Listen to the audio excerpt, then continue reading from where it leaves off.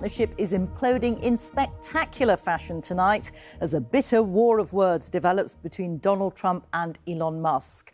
During a press conference in the Oval Office, President Trump said he was surprised and disappointed at Mr. Musk's criticism of a key piece of his legislation.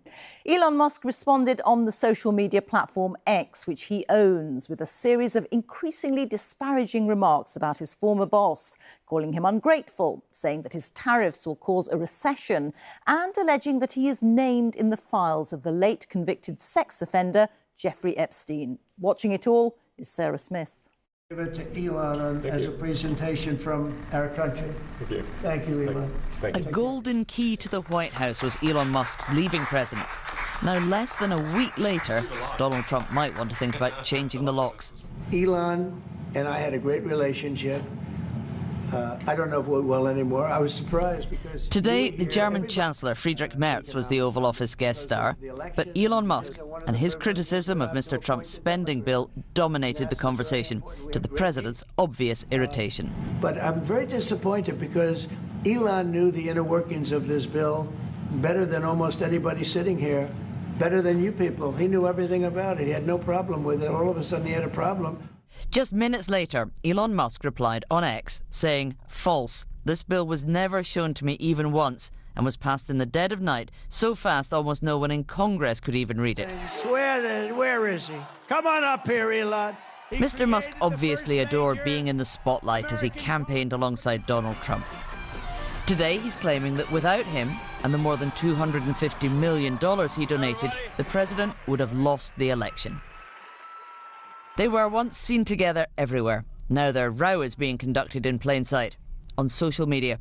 Mr. Trump on Truth Social upped the ante with, "Elon was wearing thin. I asked him to leave. I took away his EV mandate that forced everyone to buy electric cars that nobody else wanted, that he knew for months I was going to do, and he just went crazy."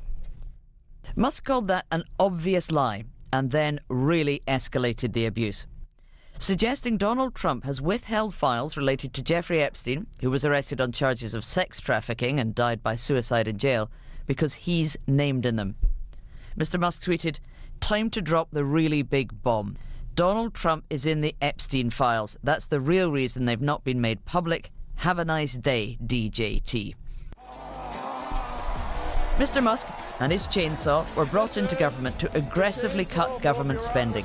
A pointless exercise, he thinks, if President Trump will blow all the savings on tax cuts in his spending bill. You know, I was disappointed to see the massive spending bill, frankly, which increases the budget deficit, not just decrease it, and undermines the work that the Doge team is doing.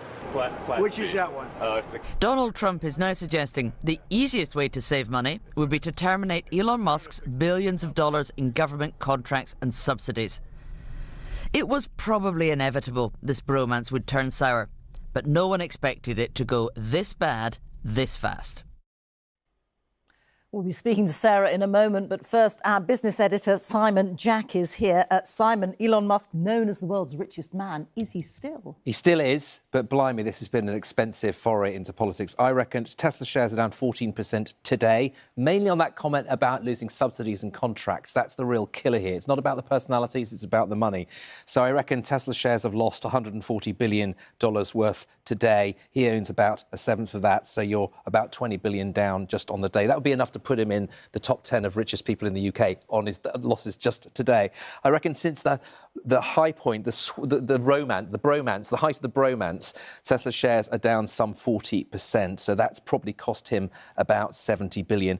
And don't forget, big losses also potentially on SpaceX. Now, SpaceX shares aren't publicly traded, but the US has largely outsourced a lot of their satellite program to Elon Musk. That's worth hundreds of billions as well, 350 billion. He owns 42% of that. If that was a publicly traded stock, I think it would be down even more than Tesla. So by my reckoning, since the height of their romance, he's lost over $100 billion. There are only 14 people in the history of the world who've ever made that much money. So as I say, one of the most expensive forays into politics of all time. Huge figures there. Simon, thank you very much. Let's go back to Sarah Smith in Washington. And Sarah, this is all spectacular theatre, but what are the real world consequences of this spat? Yeah, well, this could be really important for the Trump administration, an administration that this time last week Elon Musk was at the absolute heart of, and as he was leaving said he wanted to remain a close advisor to Donald Trump. Now, on social media, he's going so far as suggesting that Donald Trump ought to be impeached and replaced with the Vice President, J.D. Vance. I mean, it's such a quick turnaround. And it could really matter also because obviously Elon Musk has a very loud voice. He owns his own social media platform, X, so he can make his views and his criticism very much heard. But also he has that enormous checkbook, albeit he's lost a lot of money today. He still has a lot that he could spend.